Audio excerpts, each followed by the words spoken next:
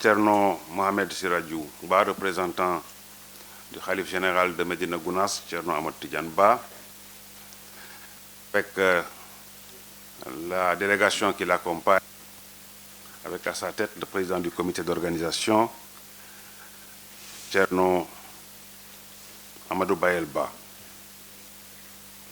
Je voudrais leur demander, encore une fois, de transmettre les salutations respectueuses et filiales de Monsieur le Président de la République, Son Excellence Bassirou Diomaye Diakhar Faye, les salutations du Premier ministre, M. Ousmane Sonko, et de l'ensemble du gouvernement, ainsi que nos vœux de santé et de longévité à l'endroit du Khalif de Médina Gounass.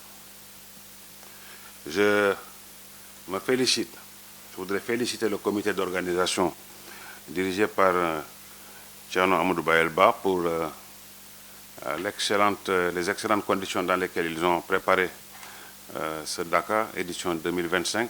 Je rappelle que le Dakar existe depuis 1942. C'est un événement qui commence à prendre vraiment portée, je dirais même historique, dans notre pays. Donc je me réjouis de la franche collaboration qu'il y a eu entre les services de l'État, les services déconcentrés notamment, et le comité d'organisation, ce qui nous a permis d'avoir une séance très pratique comme réunion nationale qui nous conduira directement à ce Dakar.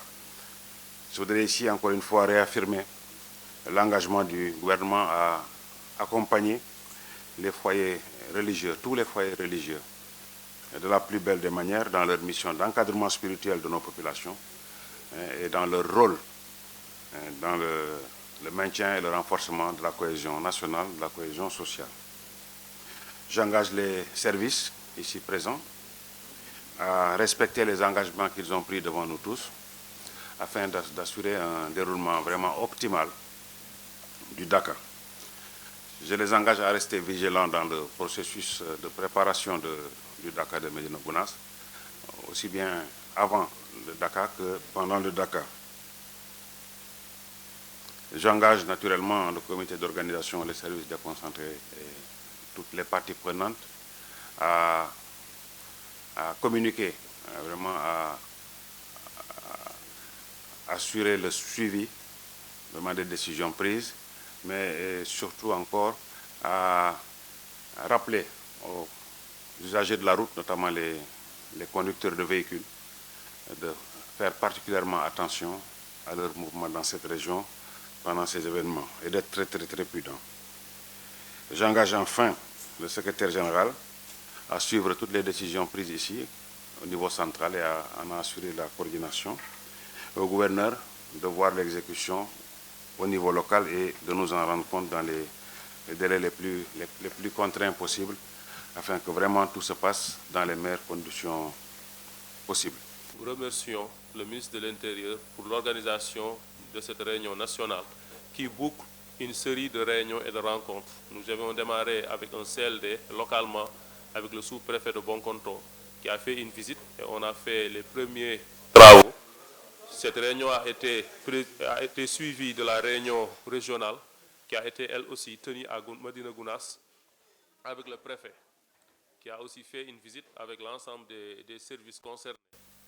Le lundi passé, le lundi 14, nous avons fait une réunion avec le directeur, avec le gouverneur de la région de Kolda. Cette réunion aujourd'hui que nous venons de terminer boucle cette série de rencontres. Et nous, comité d'organisation, nous sommes satisfaits des engagements qui ont été pris. Et actuellement, à l'étape actuelle, presque l'ensemble des services concernés sont à pied d'œuvre. Il restait un peu les travaux de l'AGEROUTE. Et actuellement, lors de cette réunion, les engagements qui ont été pris nous rassurent. D'autant plus qu'ils disent que l'AGEROUTE sera sur place à partir de demain, s'il plaît au bon Dieu. Donc, en résumé, l'ensemble des doléances qui ont été prises, sont en cours d'être réglées. L'appel que nous faisons un appel à l'ensemble des pèlerins qui vont venir, surtout pour les chauffeurs, de conduire calmement et sereinement. L'autre aspect, c'est d'éviter tout ce qui est ouvrage électrique ou bien ouvrage d'eau. L'autre aspect aussi, c'est les pèlerins. Une fois qu'ils vont venir s'installer, qu'ils fassent attention avant de ne pas toucher tout ce qui est tuyauterie. Parce que ça aussi, ça amène quelques problèmes d'évacuation d'eau. L'autre aspect, c'est les bonbonnes de gaz. Il faut savoir que les bonbonnes de gaz sont carrément interdits. Toute personne qu'on va trouver en possession d'une bonbonne de gaz sera arrêtée par la police. Donc, en résumé, voici les recommandations fortes que nous avons. Et cette réunion a été bien faite et vraiment, elle épouse tous nos besoins. Nous vous remercions.